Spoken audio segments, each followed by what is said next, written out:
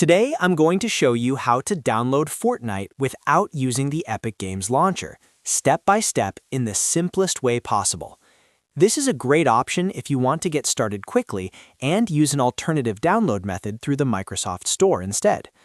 Whether you're reinstalling the game or setting it up for the first time, this walkthrough will save you time and make the process easy to follow. If this video helps you out, make sure to hit the like button and subscribe for more quick tutorials just like this. Alright, let's jump right in. First, open the Microsoft Store on your computer. You can do this by clicking the Start menu and searching for Microsoft Store, then opening the app when it appears. Once the store is open, go to the search bar at the top and type Fortnite. Make sure you spell it correctly so the right game appears in the results. After that, look through the search results and click on Fortnite when you see it.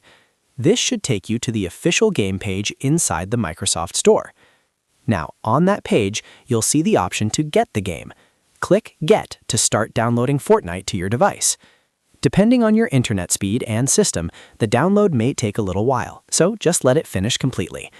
Once the download is done, you can follow the on-screen prompts to begin installing and launching the game. If you run into any issues, double-check that you're signed into the Microsoft Store and that your device has enough storage space available. And that's really all there is to it. You've now learned how to download Fortnite without the Epic Games launcher by using the Microsoft Store instead. If this helped you, please give the video a like, subscribe to the channel, and turn on notifications so you don't miss the next tutorial. Thanks for watching, and I'll see you in the next one.